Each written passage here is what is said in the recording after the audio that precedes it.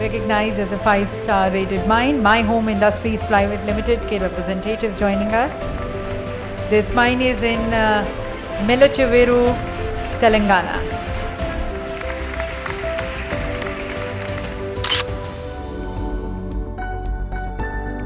खनन के क्षेत्र में शानदार काम करने के लिए केंद्रीय मंत्री प्रहलाद जोशी ने माय होम इंडस्ट्रीज को 5 स्टार रेटेड अवार्ड से सम्मानित किया।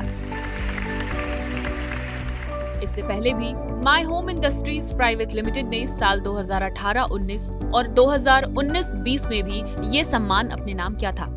पर्यावरण को ध्यान में रखते हुए my home industries private limited लगातार बेहतरीन काम कर रही है। कंपनी के इस उत्कृष्ट कार्य को केंद्रीय खनन मंत्रालय की तरफ से लगातार तीसरी बार सराहा गया है। मंगलवार को आजादी के अमृत महोत्सव के तहत दिल्ली में खनन और खनिज मंत्रालय द्वारा कॉन्क्लेव का आयोजन किया गया। देश भर से खनन और खनिज उद्योग से जुड़े व्यक्तियों और संगठनों को इस कॉन्क्लेव में आमंत्रित किया गया। इसी कार्यक्रम के दौरान my home industries private limited को खनन के क्षेत्र में लगातार बेहतरीन काम करने के लिए केंद्र सरकार की तरफ से 5 स्टार रेटिंग्स दी गई।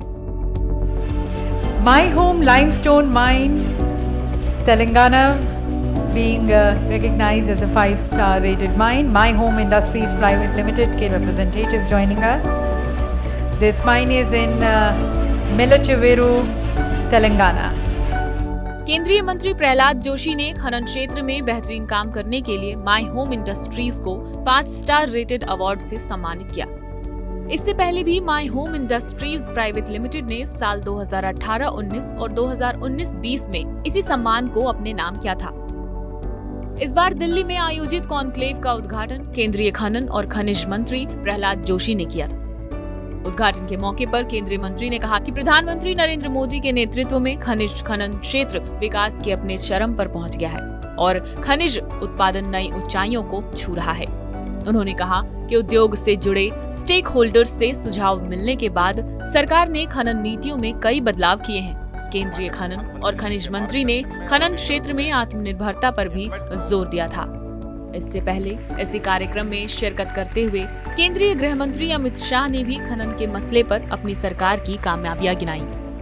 हमने माइनिंग क्षेत्र में 8 साल में बहुत सारे परिवर्तन कहे हैं। जैसे 2015 में पहले आओ पहले पाओ की जो नीति थी, इसकी जगह हमने कॉल ब्लॉक आवंटन के लिए नीलामी की व्यवस्था की।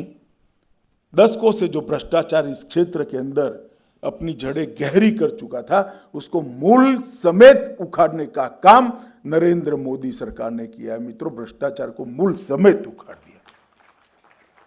15 से 20 के बीच में नीलामी की 10 श्रृंखलाएं आयोजित की गई। 35 कॉल ब्लॉक को सफलता के साथ नीलाम किया गया। कुल 85 ब्लॉक्स आवंटित किए गए थे, जिसकी उत्पादन क्षमता 440 मिलियन टन थी। कॉमर्शियल माइनिंग को लॉन्च किया गया। 2020 जून में प्रधानमंत्री जी ने कॉमर्शियल कोल माइनिंग की लॉन्चिंग की और एक नए युग की शुरुआत करने की सौभाग्य प्रधानमंत्री और प्रहलाद जोशी की जोड़ी को मिला। कॉल सेक्टर के अंदर 100% एफडीआई की परमिशन दी। रेवेन्यू शेयर में जल्द खनन करने पर, जैसे प्रहलाद भाई ने बताया, 50% का फायदा देने का भी काम किया। और मैं मानता हूं कि कॉल गैसिफिकेशन, परित्यक्त खदानों को फिर से पुनर्जीवित करना, पीएसयू से अनयूटिलाइज ब्लॉकों को सरेंडर कराना और वो प्राइवेट कंपनियों के लिए खोलना, ढेर सारे बदलाव, नीतिगत बदलाव भारतीय जनता पार्टी के मोदी सरकार ने किया है। प्रहलाद भाई ने जो आंकड़ा दिया ऐसे ही नहीं हुआ है। देश में एविएशन और टूरिज्म के बाद अगर कोई क्षेत्र है जो सबसे ज्यादा रोजगार पैदा करता है तो वो माइनिंग सेक्टर ही है।